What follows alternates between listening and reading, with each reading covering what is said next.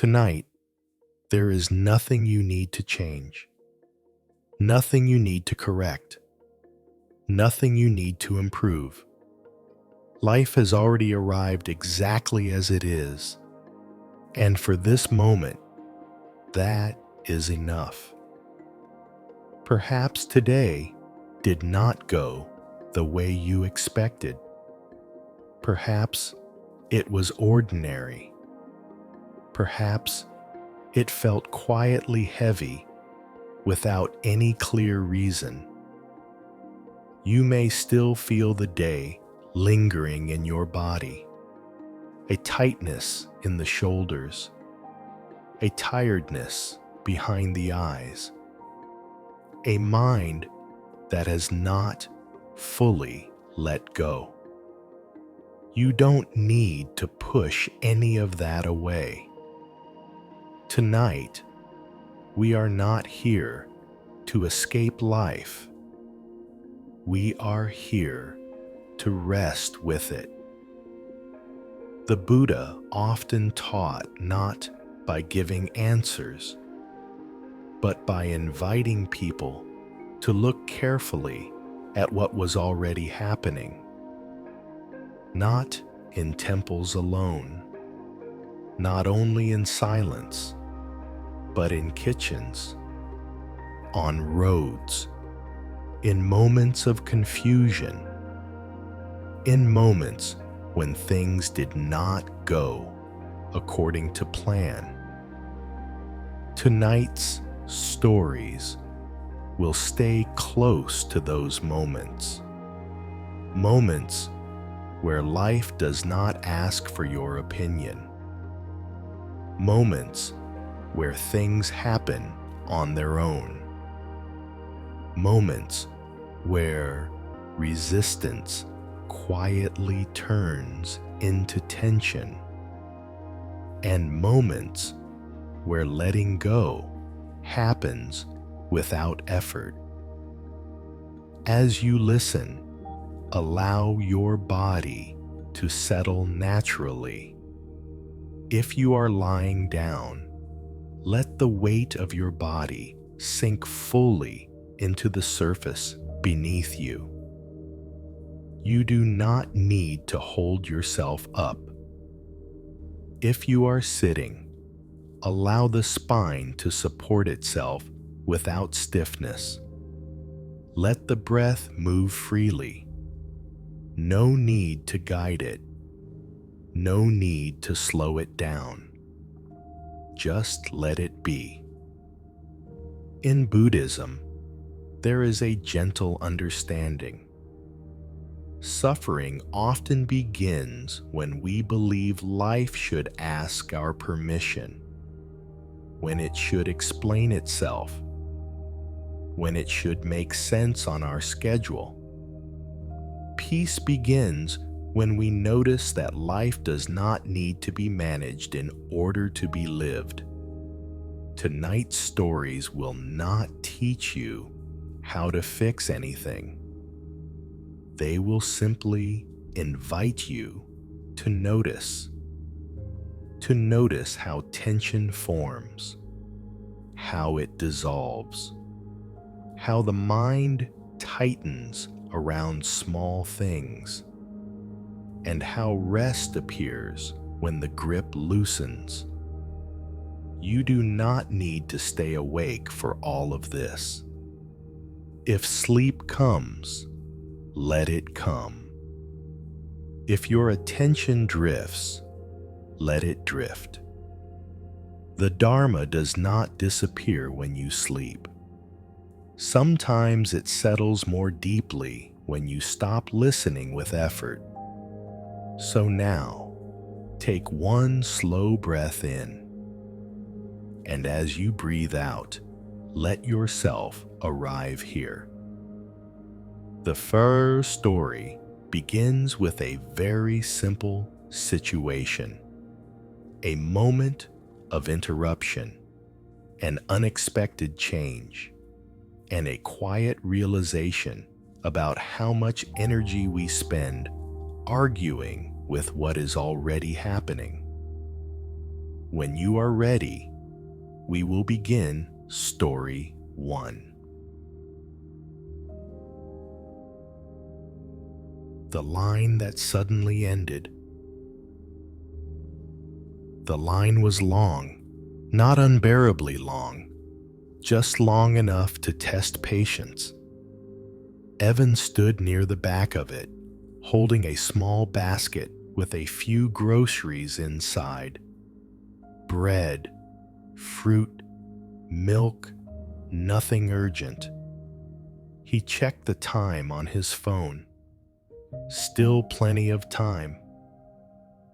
The store was quiet, filled with the low hum of refrigerators and the soft sound of items being scanned at the counter. The line moved slowly but steadily, step by step. Evan felt calm, almost relaxed. He shifted his weight slightly and looked around. Everything felt under control. Then, without warning, the cashier stopped. She looked down at the screen, frowned, tapped a few buttons. Nothing happened. "I'm sorry," she said to the line. "The system just froze. It might take a few minutes." A ripple passed through the people waiting. Small sighs, subtle shifts. Someone glanced at their watch. Evan felt it immediately. That tightening inside. Not anger, not panic, just resistance. "Not now," his mind said. "I was almost done." He felt his shoulders tense. His breath shortened slightly. Nothing had actually gone wrong. And yet, something inside him reacted as if it had. The line was no longer moving. Time had stopped cooperating. He noticed his thoughts begin to fill the space. This always happens. Why does it have to be now? I should have chosen another line. The Buddha taught that suffering often begins when expectation meets reality, and reality refuses to adjust. Evan stood there, basket in hand, feeling the quiet frustration grow. He glanced at the exit. He could leave, put everything back, avoid the waiting. For a moment, the idea felt tempting. Then he noticed something else. The cashier looked embarrassed, tired. She was doing her best. The machine was unresponsive, and no amount of irritation from the line was going to make it move faster. Evan took a slow breath, in, out. He felt how much energy he was spending fighting a moment that was already here. The line was not moving. That was the truth. Everything else was commentary. He loosened his grip on the basket slightly, let his shoulders drop. Around him, people continued to shift impatiently, but inside, something began to settle. He realized how rarely he noticed these moments. Moments when life paused without asking. Moments when control slipped, just a little. And how quickly his mind tried to fix them, escape them, or argue with them. The Buddha taught that interruption is one of life's greatest teachers, not because it is pleasant, but because it reveals where we cling. Evan stood there quietly. The line still wasn't moving, but something else had changed. He was no longer rushing ahead of the moment. he was standing inside it. In the next part of this story, a small observation will gently deepen this realization, revealing how peace can appear even when nothing starts moving again. The line remained still, not for seconds, not for a moment, but long enough for time to lose its shape. Evan stopped checking his phone. There was no point anymore. He stood there, basket resting against his hip, feet planted on the cool floor. The store felt quieter now, not because sounds had disappeared, but because his attention had slowed down. He noticed the hum of the lights above, the faint rattle of a cart being pushed somewhere behind him, the soft rustle of plastic as someone shifted their groceries. All of it had been there before, but he had not been there with it. A thought arose, gentle this time. I don't like waiting. He didn't judge the thought. He didn't push it away. He simply noticed it. Waiting had always felt like a gap to be filled, something in between the things that mattered. But standing here now, Evan began to see something else. Waiting was not empty. It was full of sensation, full of movement, even when nothing moved forward. He shifted his weight slightly and felt the pressure change in his feet. He noticed the temperature of the air on his skin, cool, steady. His breath moved in and out on its own, in, out. He hadn't told it to. It just happened. The Buddha taught that much of our suffering comes from living one step ahead of ourselves, always arriving before the moment does. Standing in line, Evan realized how often his body was in one place while his mind had already left, already home, already finished, already done. And when reality interrupted that imagined future, the mind protested. But now, with nothing progressing, there was nowhere else to go. The future had paused, and strangely, that made the present clearer. The cashier tried again. The screen remained frozen. She sighed quietly, then smiled apologetically at the line. "Thank you for your patience," she said. Her voice was tired, but sincere. Evan noticed how easily he could have blamed her, how quickly frustration looks for a target. But standing here longer, that impulse had softened. He saw her as a person, not an obstacle.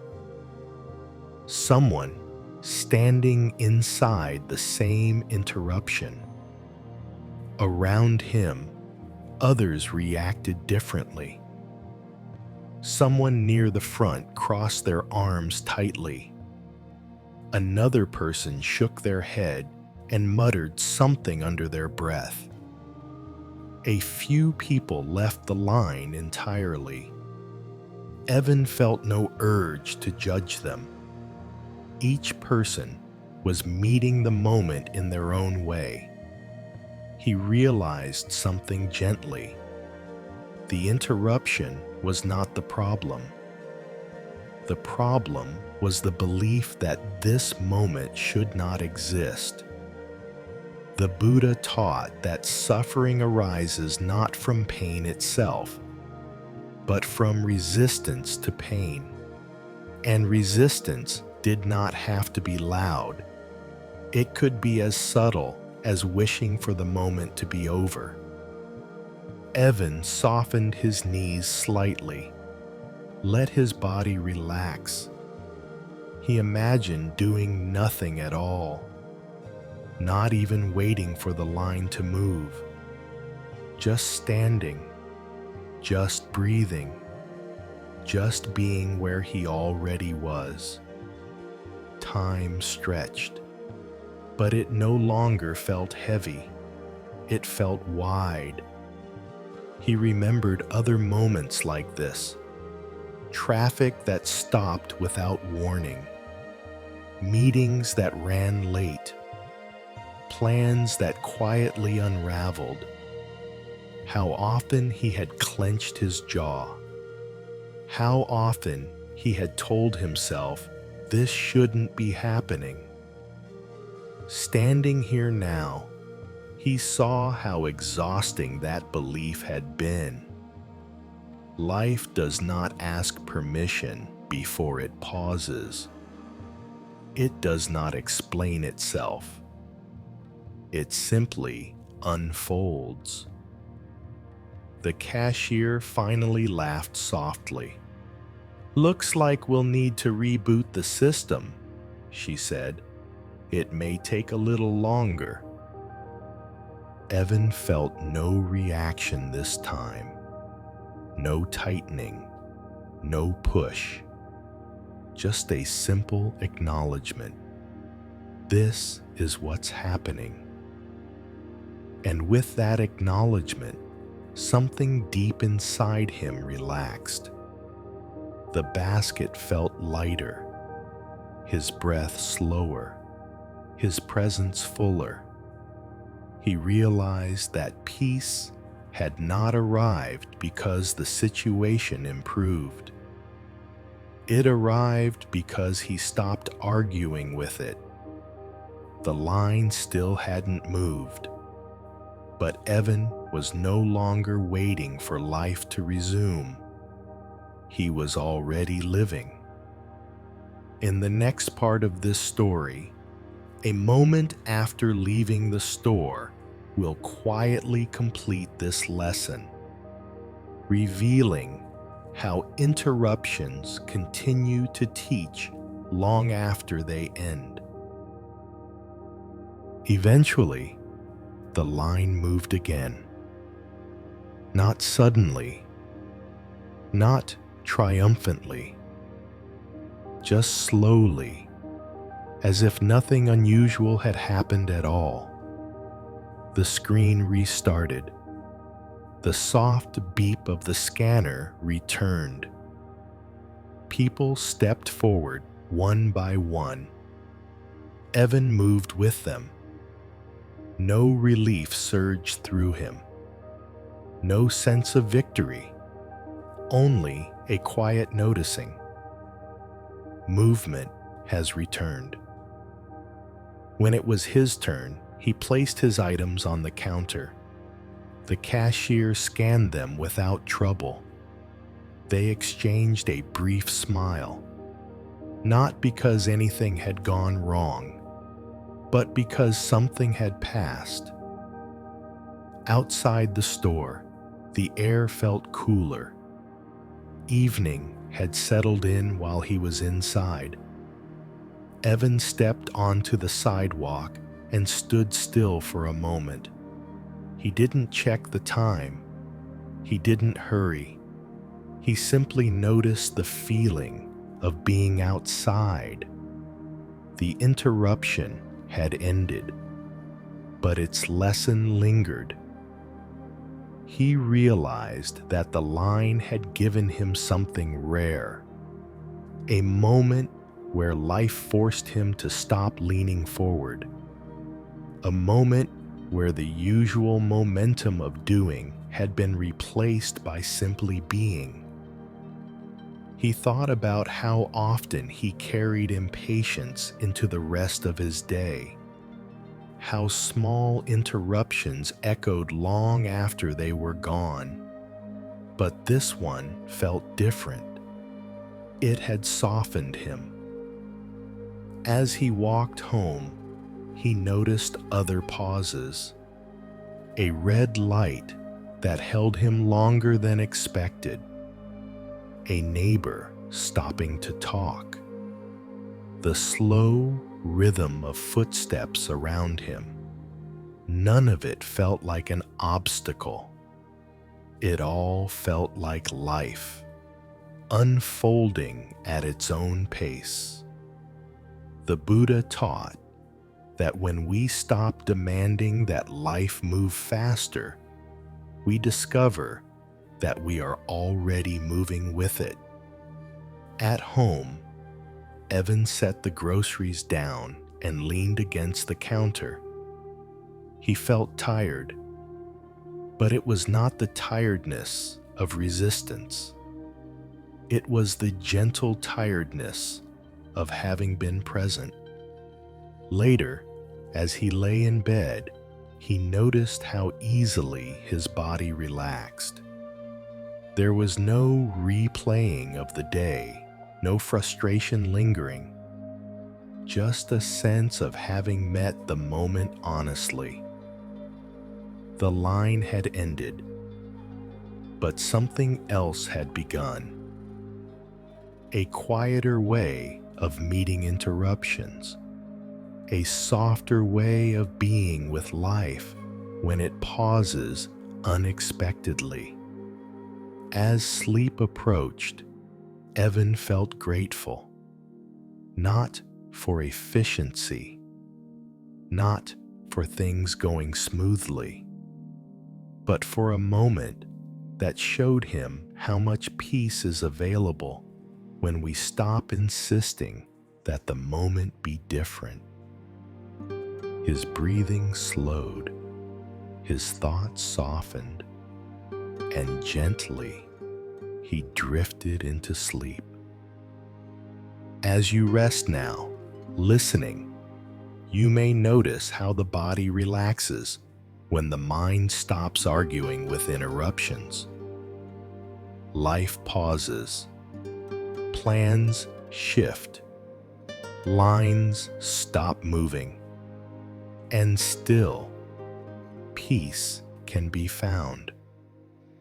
In the next story, we will explore another everyday experience. Not interruption this time, but overthinking. A moment when the mind circles endlessly, creating problems where none exist. Through a simple situation, the Buddha's teaching on direct experience will quietly reveal itself. When you are ready, we will begin Story 2. The thought that wouldn't settle. It began late at night. The kind of night that feels quiet on the outside, but busy on the inside. Maya lay in bed, the room dark except for a thin line of light slipping through the curtains. Her body was tired, heavy, ready to rest, but her mind was not. It moved in circles, gently at first, then faster. Did I say the wrong thing today? What did she mean by that message? What if I made a mistake I don't see yet? Each thought felt important, necessary, as if thinking hard enough would eventually bring peace. Maya turned onto her side and pulled the blanket closer. She tried to follow her breath. In, out, but the thoughts continued. They didn't shout. They whispered. Soft, convincing whispers. The Buddha taught that the mind is skilled at creating stories, especially when the body is ready to rest. Stories about the past, stories about the future, stories about what might be wrong. Maya noticed how each thought led to another. One question opened the door to 5 more. No answer felt final. She sighed quietly, not frustrated, just weary. She realized she had been thinking for a long time without arriving anywhere. The room was still. Nothing was actually happening. Yet inside, everything felt in motion. She remembered something she once heard, not as advice, but as a gentle observation. The mind tries to solve discomfort by thinking about it. But thinking is not always the right tool. Maya rested her hand on her stomach and felt the warmth there. She noticed her breath again. It was shallow, a little held. She didn't change it, she just noticed. For a brief moment, there was a gap between thoughts. Not silence, just space. And in that space, she felt her body clearly. The weight of her legs, the softness of the pillow, the steady rhythm of breathing. Then another thought appeared. This isn't working, she smiled faintly. Even that was just another thought. The Buddha taught that suffering grows when we mistake thinking for understanding. Maya wasn't doing anything wrong. Her mind was simply doing what minds do. Trying to protect, trying to prepare, trying to make sense of uncertainty. She lay there, listening to the quiet hum of the night. A car passed somewhere far away. Then silence returned. The thoughts were still there, but now she was beginning to see them differently. Not as commands, not as problems, just as movements. In the next part of this story, a very small shift will gently interrupt this cycle, revealing how peace appears not by stopping thoughts, but by returning to direct experience. Maya remained still. She didn't try to fall asleep. She didn't try to fix her thoughts. She simply stayed where she was. The room felt steady, safe. Her breathing continued, uneven at first, then gradually softer. She noticed how the thoughts came in waves. One would rise, linger for a moment, then dissolve into another. Sometimes they were clear, sometimes vague.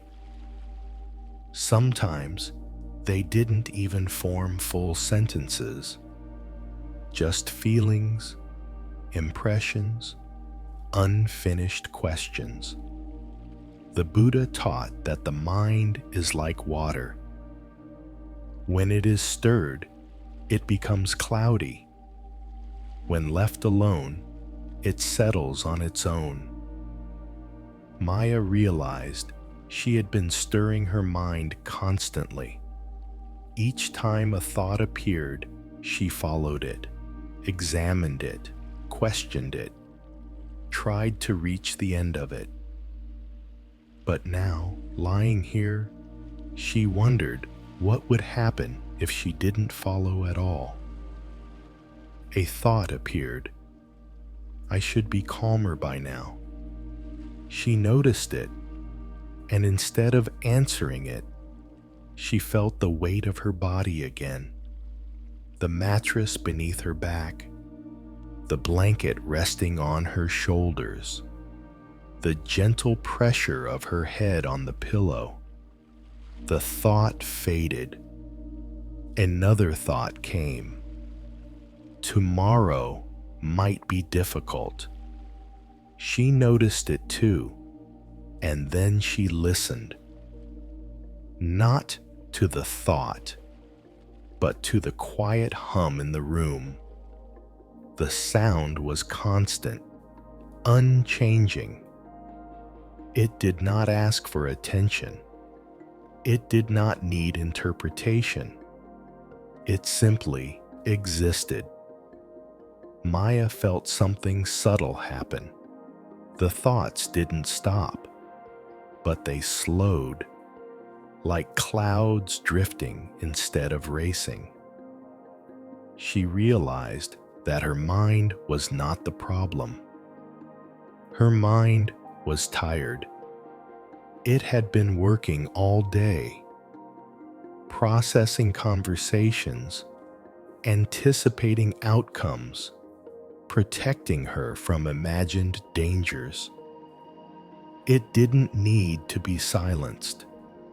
It needed to be allowed to rest. The Buddha taught that peace does not come from fighting the mind, but from understanding it.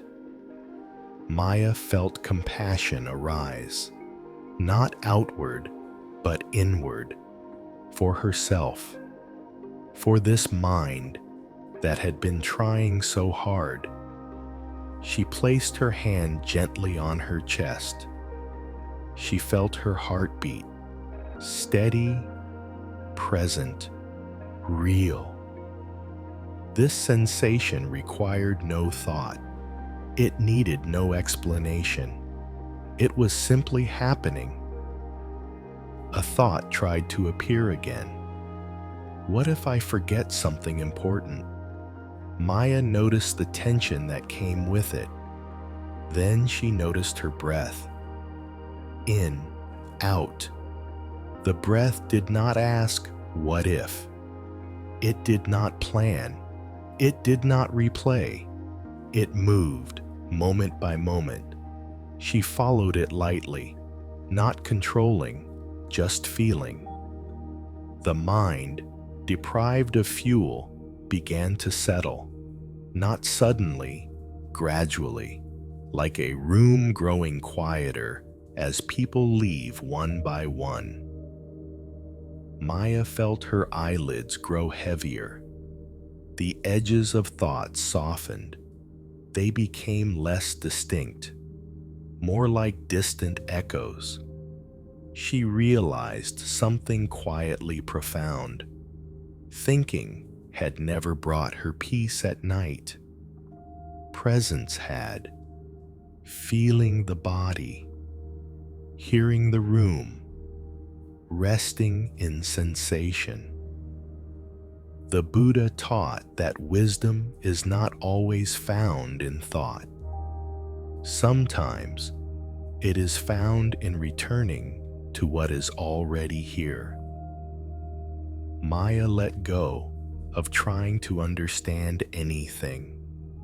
She didn't need answers right now. Nothing in this moment required solving.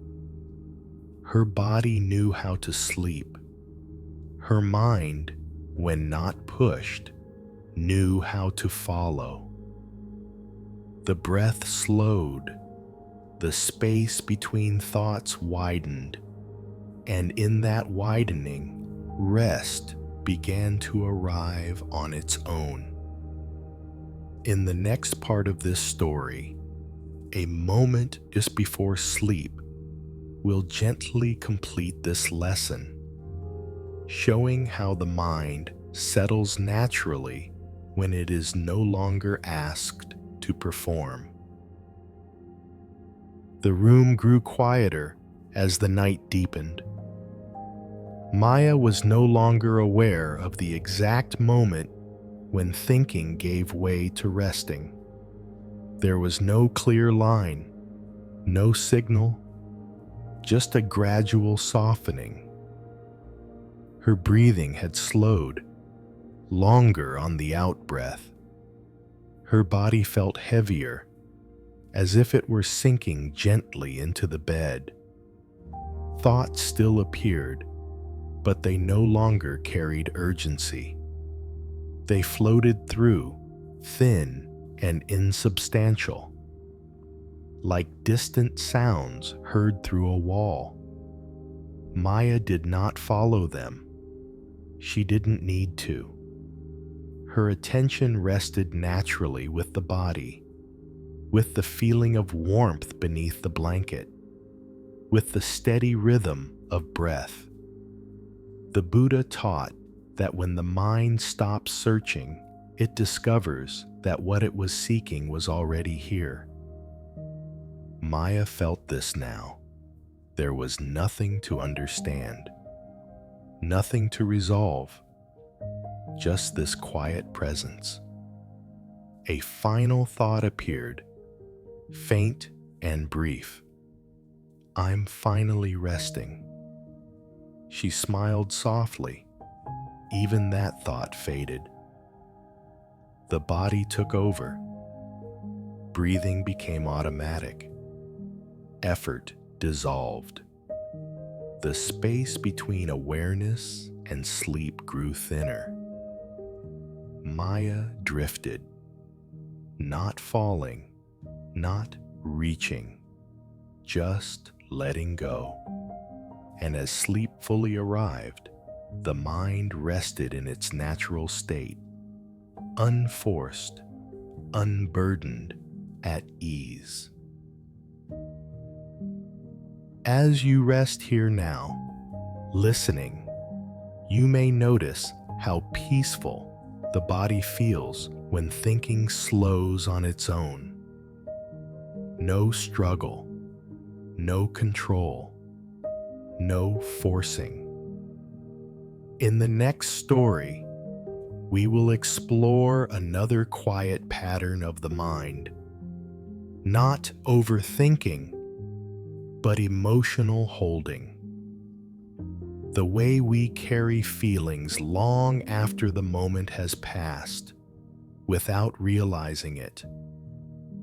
Through a very simple, ordinary experience, the Buddha's teaching on letting emotions move through will gently reveal itself.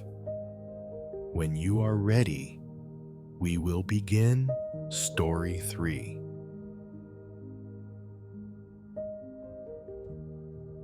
The feeling that stayed too long. It began with a small moment, so small that it barely deserved attention. A passing comment, a look that lingered half a second too long, a tone that felt slightly off. Nothing dramatic, but Nina noticed it. She was standing in the kitchen at work, pouring herself a cup of tea, when her coworker spoke. "Are you sure that's done correctly?" he asked. His voice was neutral, not unkind, not accusing, but something about it stayed with her. Nina smiled and nodded. "Yes," she said. And the moment passed, or so it seemed.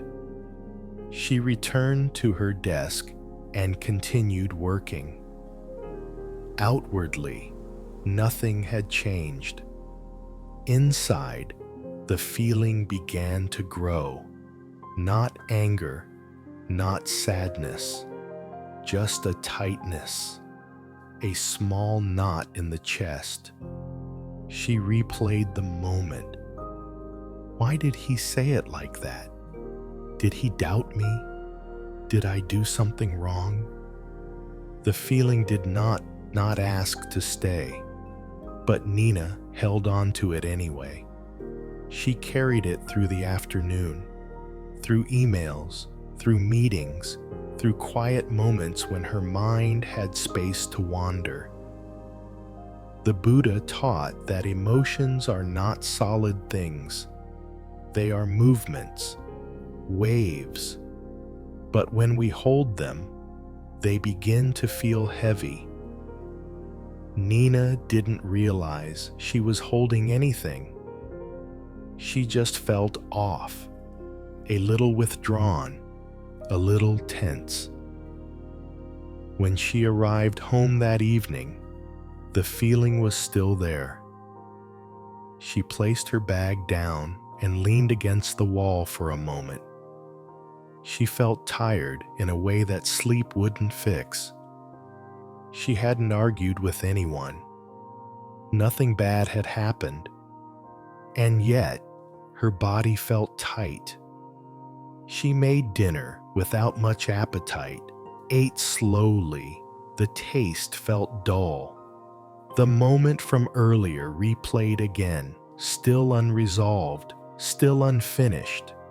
The Buddha taught that suffering often comes not from the emotion itself, but from the way we cling to it, replaying it, protecting it, identifying with it.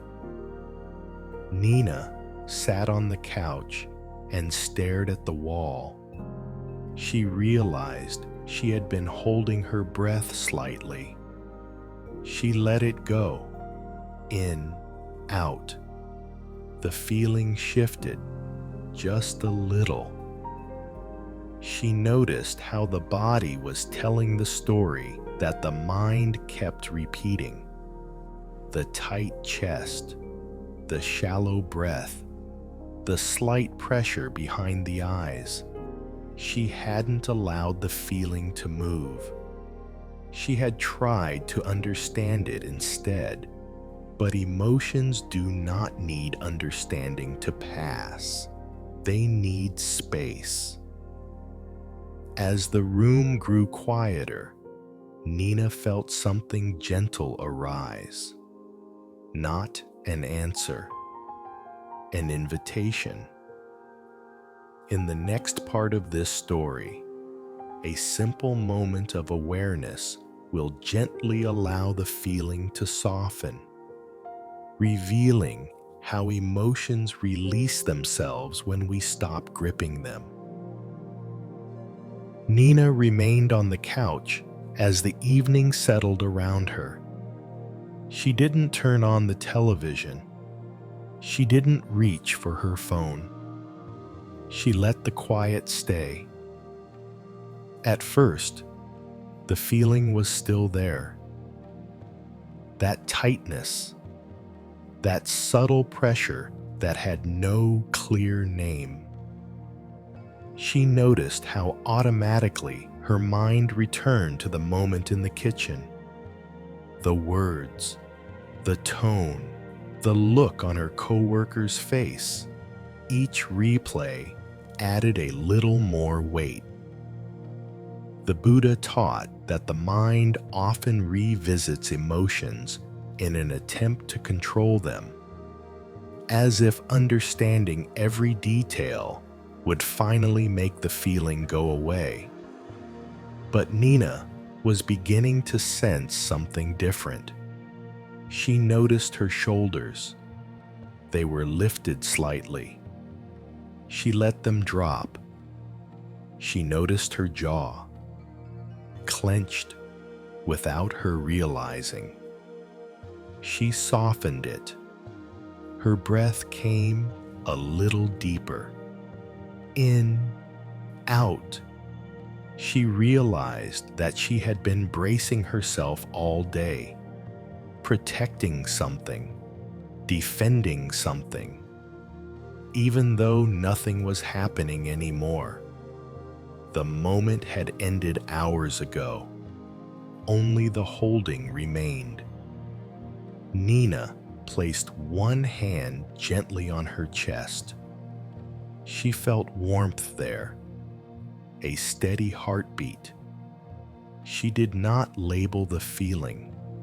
She did not judge it. She simply stayed with the sensation. In Buddhism, this is called allowing, not indulging the emotion, not pushing it away, just letting it be felt. At first, the feeling grew stronger, not because it was getting worse, but because it was finally being noticed. Nina stayed. She breathed. She let the sensation exist without trying to change it. The body began to respond. The tightness loosened slightly, then a little more. She felt a wave move through her chest and down into her stomach. It surprised her. She hadn't realized how much she had been holding. The Buddha taught that emotions are like guests. If we don't lock them in, they eventually leave on their own. Nina felt that now. The feeling didn't disappear completely, but it changed. It softened. It became less personal, less urgent. She realized something gently. The comment from earlier had not harmed her. What had exhausted her was carrying it all day without rest. She leaned back into the couch. Her body felt heavier now, supported. She noticed how the room held her. The couch beneath her, the quiet walls, the stillness of the evening. Her breath slowed further, in, out. Thoughts still came, but they no longer pulled her into the story. They passed through like clouds. Nina felt a quiet compassion for herself, not dramatic, just understanding. She had been doing her best, holding feelings because she didn't know how to let them move. And now she was learning, not through effort, but through presence. As the evening deepened, Nina felt ready for rest. Not because everything was resolved, but because nothing needed to be held anymore. In the next part of this story, a moment just before sleep will gently complete this lesson, showing how emotions naturally settle when we allow them to pass through instead of carrying them forward. Later that night, Nina lay in bed with the lights off. The room was dark, quiet, and familiar. She rested on her side, one arm tucked gently beneath the pillow. Her body felt different now. Not lighter in a dramatic way, but less guarded, as if something had been set down. She noticed her breath again. In, out. It moved freely, no longer shallow, no longer held. The moment from the kitchen returned briefly, not as a sharp memory, more like a distant image. It didn't carry the same charge. It didn't ask for attention. Nina saw clearly what had happened. The feeling had come. She had held it, and when she stopped holding, it began to move on its own. The Buddha taught that emotions are not problems to solve. They are experiences to feel. When we feel them fully, without resistance, they complete themselves. Nina felt a quiet relief in this understanding. She hadn't needed to explain anything. She hadn't needed to confront anyone. She hadn't needed to make sense of the moment. She had only needed to allow her body to do what it already knew how to do. Release. Her muscles softened further. Her legs felt heavy. Her arms rested easily. A sense of calm spread through her chest like warm water. The mind grew quieter, not empty, just gentle. Thoughts appeared, slower now, less convincing. They drifted through and dissolved. Nina realized how often she carried emotions into the future. How many nights had been shaped by moments that had already passed. Tonight felt different. The day had ended, and she had allowed it to end. As sleep approached, Nina felt a simple gratitude, not for the situation, not for the comment, but for the learning, for the body's wisdom, for the possibility of letting go without force. Her breathing slowed, the space between breaths widened, and somewhere between one breath and the next, sleep arrived, quietly, naturally, without effort. As you rest here now, listening, you may notice how the body settles when emotions are allowed to move through. Nothing needs to be carried forward. Nothing needs to be stored. Feelings arise, they pass, and rest remains. In the next story, we will explore another very human habit. Not thinking, not holding, but doing too much. The constant movement, the inability to stop. Through a simple, everyday situation, the Buddha's teaching on non-doing will gently reveal itself. When you are ready, we will begin Story 4. The day that wouldn't end. By the time evening arrived, Daniel was still moving. Not walking, not rushing, just doing. He had finished work hours ago, but his body hadn't received the message. He cleaned the kitchen, even though it was already clean. He answered emails that could have waited. He rearranged items on the table, then rearranged them again. Nothing felt complete. He told himself he was just being responsible, productive, useful. But beneath the movement, there was something else. Restlessness. Daniel finally sat down on the edge of the couch. Only for a moment, he thought, just to catch his breath. Within seconds, his mind offered another task. I should prepare for tomorrow. I should make better use of this time. I can rest later. He stood up again, moved to the window, looked outside. The street was quiet. Lights glowed softly in nearby apartments. Somewhere, people were already resting.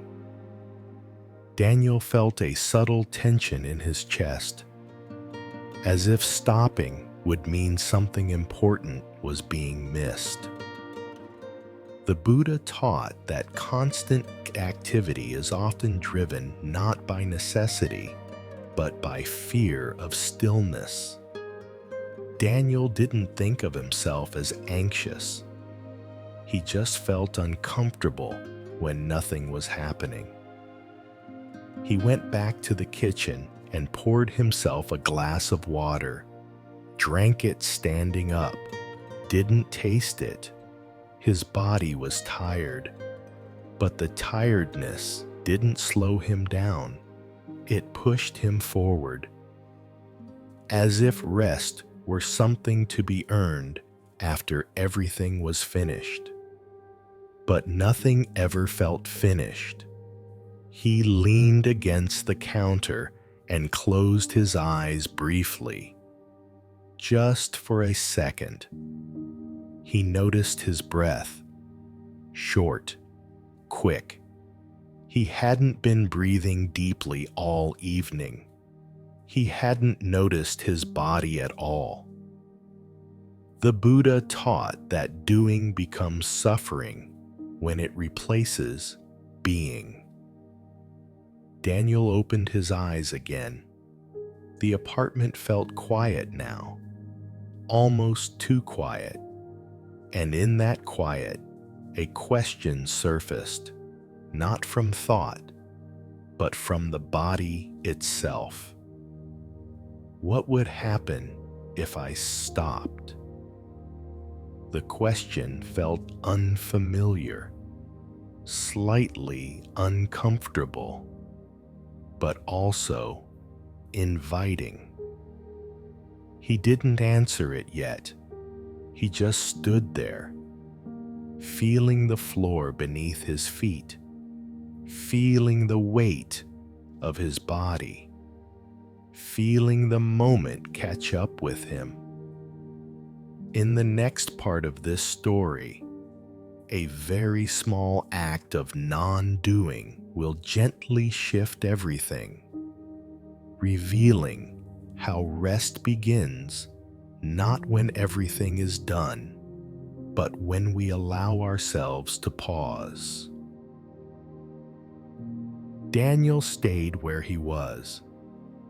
That alone felt strange. His body expected movement, expected the next task to appear, but nothing happened. The kitchen remained quiet. The glass of water rested on the counter, untouched now. Daniel noticed how uncomfortable stillness felt at first. Not painful, just unfamiliar. His mind began to offer reasons to move again. This is lazy, you're wasting time. You'll regret not doing more. He recognized the voice. It wasn't harsh. It sounded practical, responsible, but his body told a different story. His shoulders were tight. His lower back ached. His breath barely reached his chest. He realized something gently. All day, he had been doing things to avoid feeling this tiredness. Not because he enjoyed activity, but because stopping meant feeling everything he had ignored. The Buddha taught that busyness can become a way of running, not from problems, but from ourselves. Daniel placed the glass down slowly and sat on the floor, his back resting against the cabinet. He didn't plan to meditate. He didn't plan to rest. He just sat. The floor felt cool and solid, unmoving. He felt the weight of his body sink down, finally supported. At first, His breath was uneven, short, almost impatient. He let it be. He wasn't trying to calm himself. He was letting the body speak. Thoughts continued to move.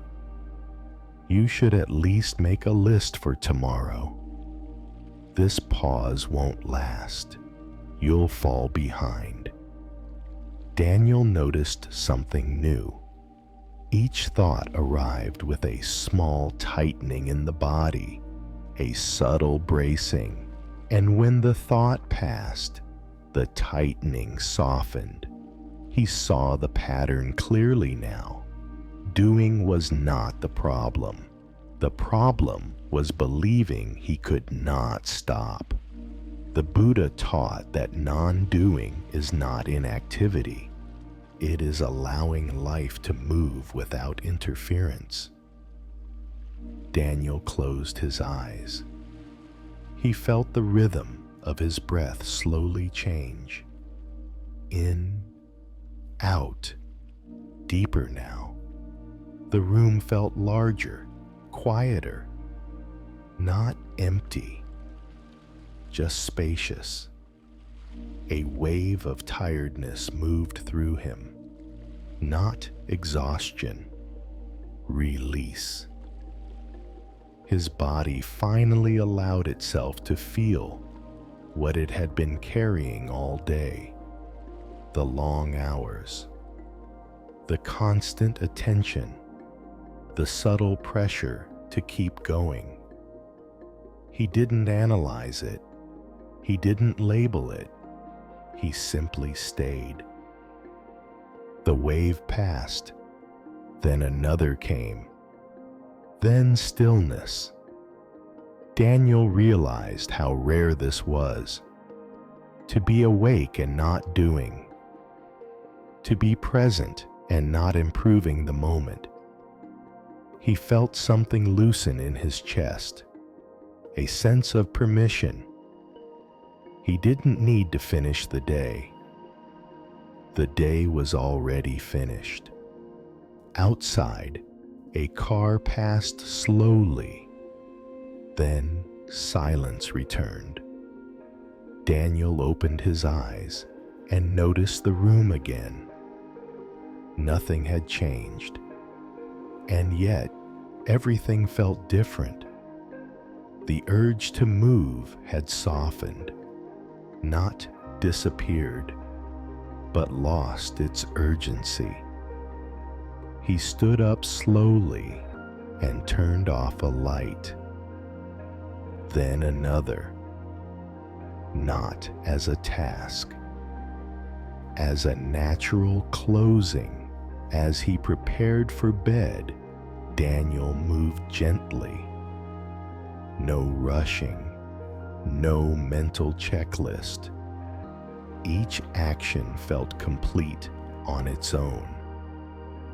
Later, lying in bed, he noticed how easily his body sank into the mattress.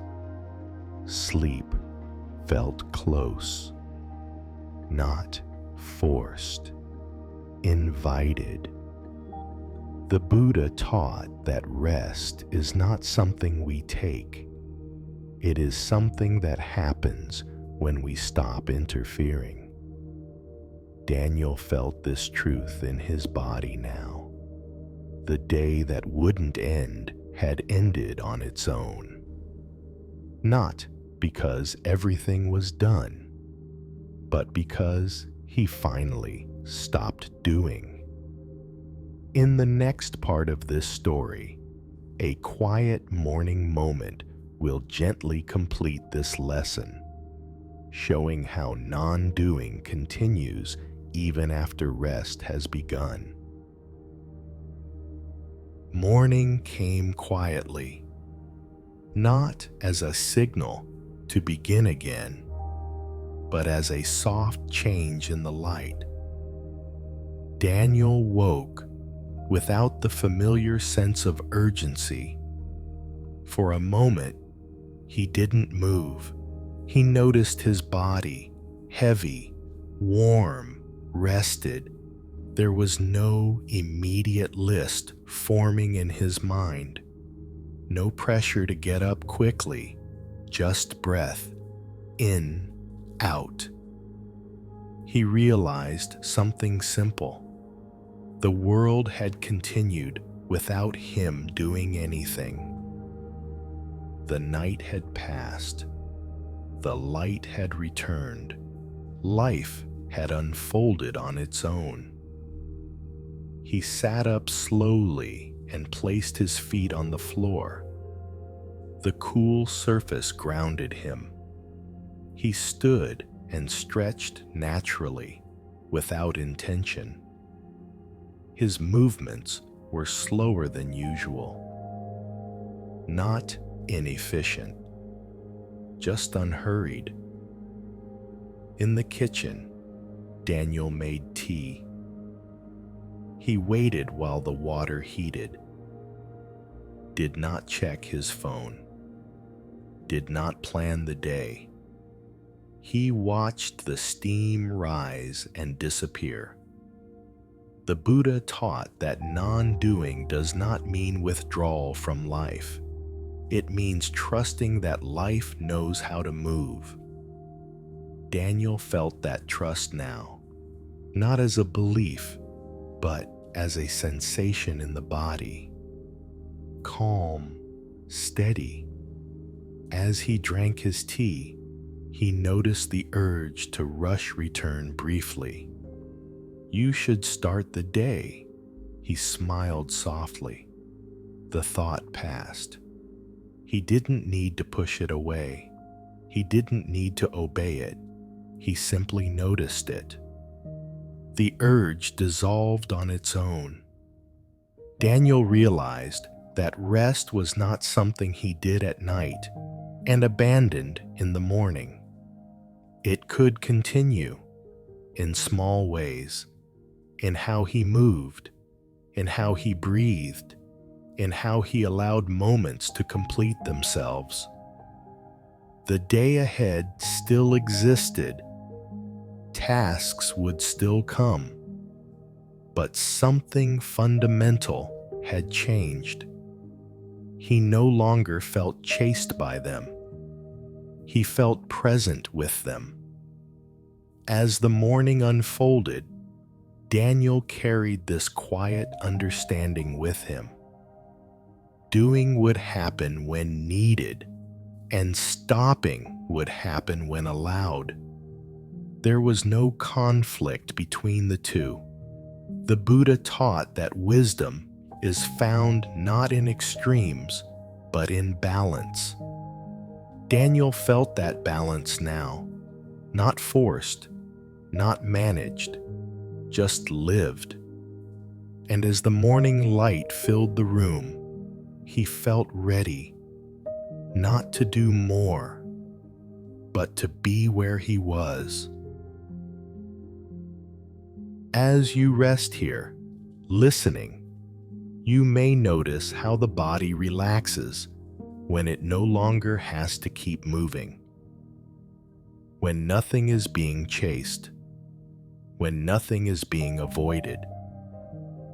In the final story, we will explore one last, very gentle teaching. Not about effort, not about stopping, but about simplicity. The quiet peace that arises when life is allowed to be plain, uncomplicated, and enough. When you are ready, we will begin Story 5.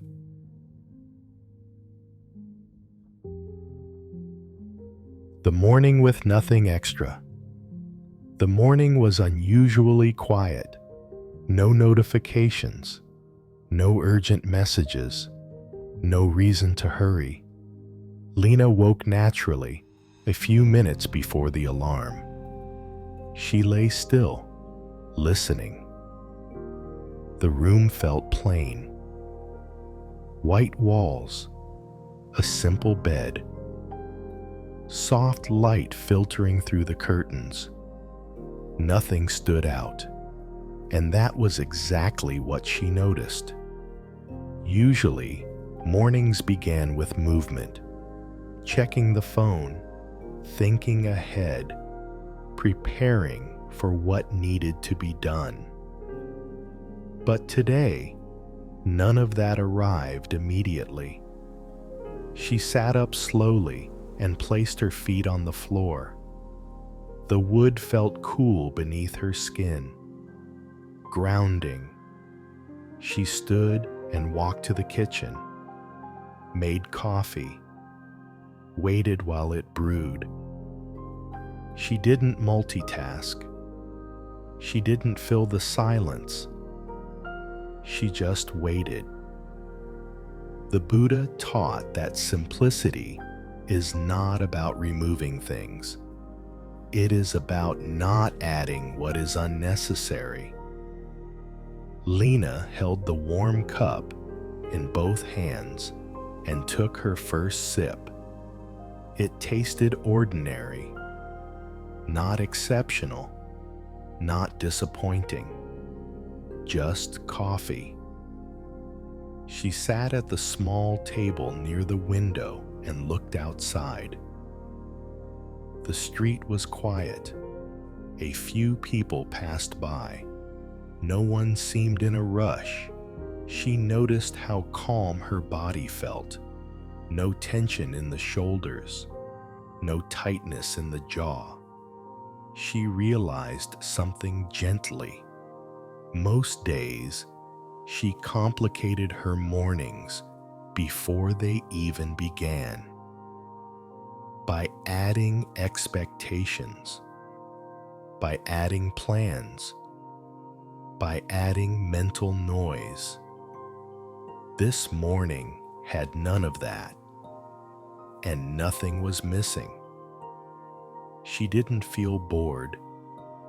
She felt clear. The Buddha taught that when we stop complicating life, peace reveals itself naturally. Lena finished her coffee slowly.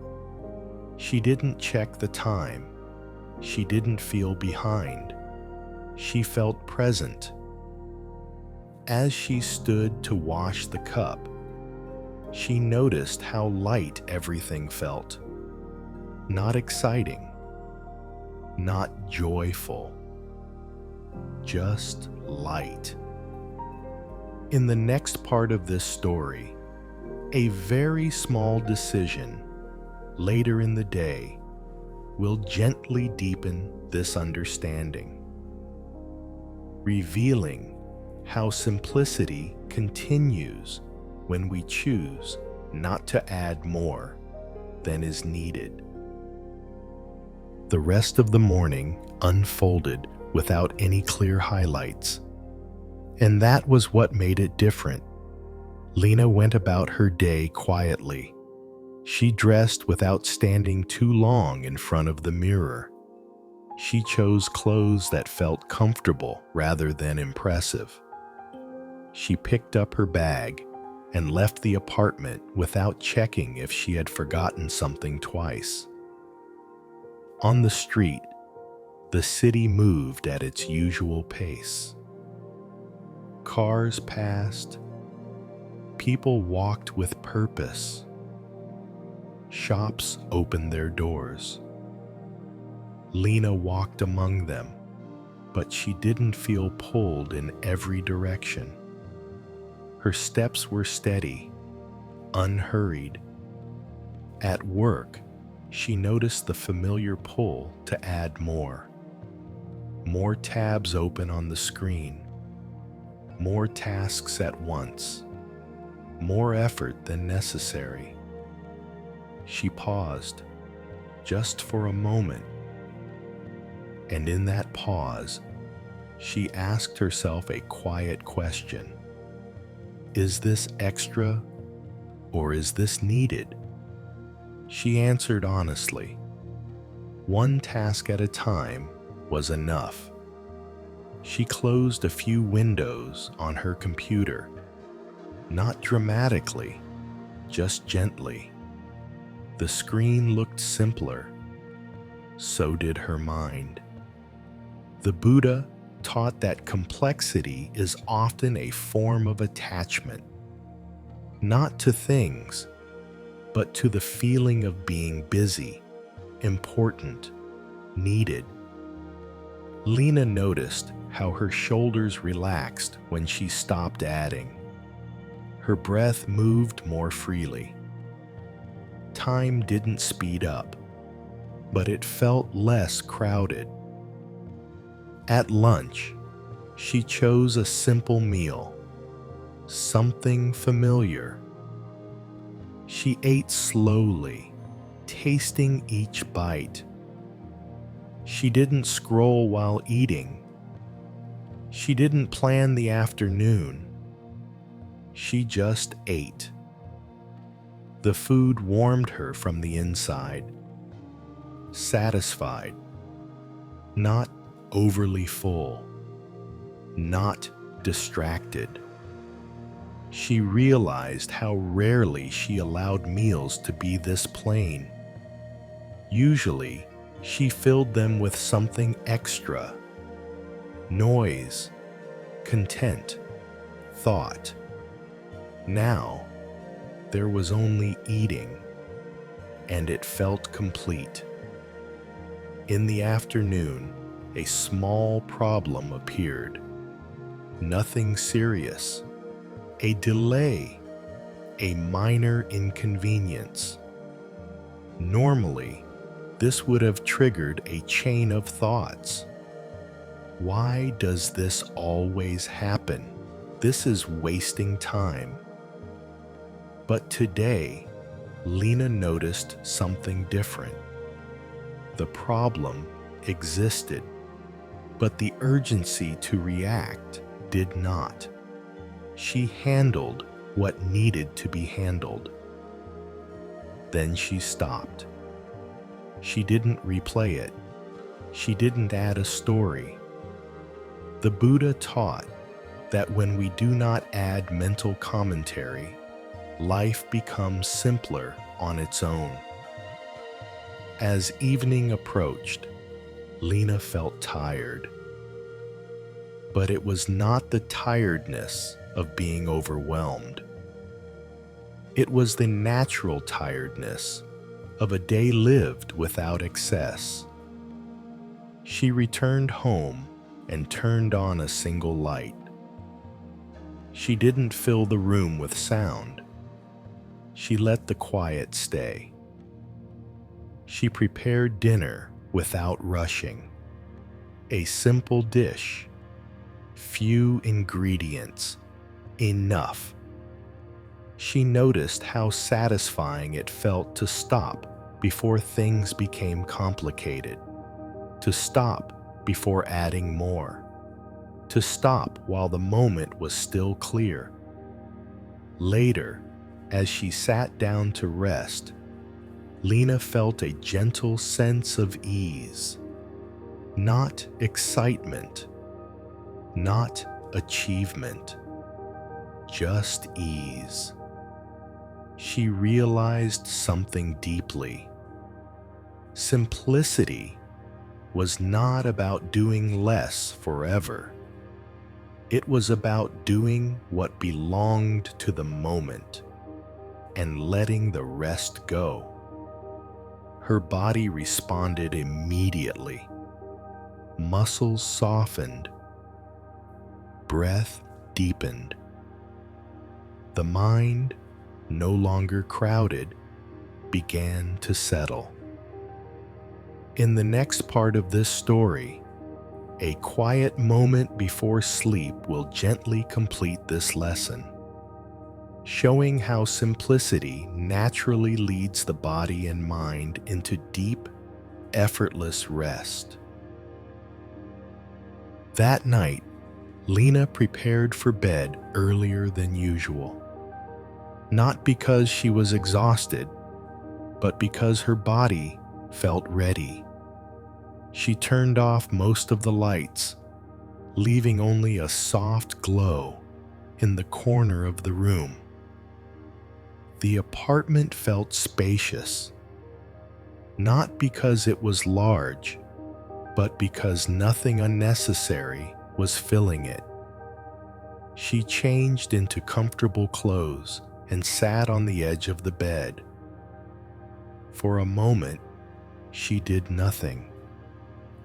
No thinking. No reviewing the day. Just sitting. She noticed how quiet her mind felt. Thoughts still appeared, but they were simple, gentle. They did not pull her away. She lay down and pulled the blanket up slowly. The fabric felt familiar against her skin, reassuring. Her breath settled naturally in, out. She realized something quietly profound. Simplicity had not removed effort from her day. It had removed excess, the extra thinking, the extra worrying, the extra doing that had never been asked for. The Buddha taught that when the mind stops adding, the heart naturally rests. Lena felt that rest now. Her body softened completely. Her jaw unclenched. Her shoulders dropped. Her hands rested easily by her sides. She did not feel the need to achieve anything else before sleep. Nothing was incomplete. Nothing was missing. Even this moment, plain, quiet, uneventful, felt whole. Her breathing slowed further. The space between breaths widened. Thoughts became faint, then indistinct. She did not notice the moment she fell asleep. There was no crossing, no ending, just a gentle fading, as if the day itself had finally exhaled. As you rest here now, listening, you may notice how your own body responds when nothing extra is being added. No extra effort, no extra meaning, no extra demands, just breathing, just resting, just being. Now, let us allow everything to settle completely. In the final moments, there is nothing more to understand, nothing more to hold, only rest. Now, there is nothing more to add, nothing more to understand, nothing more to carry. The stories can rest. They do not need to be remembered. Like leaves settling on the ground, they return naturally to stillness once their movement is complete. Tonight, we have not tried to fix life. We have not tried to improve ourselves.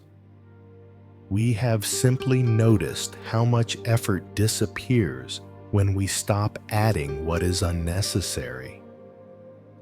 Interruptions pass, thoughts slow, feelings move through, doing softens, simplicity remains. This is not something you need to practice. It is something you allow. So now, let your body rest completely. If you are lying down, feel how the surface beneath you holds your weight without effort. You do not need to hold yourself anymore. Let the shoulders soften. Let the jaw relax. Let the tongue rest gently. There is nowhere else to go tonight. Bring your attention to the breath, not to control it, not to change it, just to feel it. Breathing in, breathing out.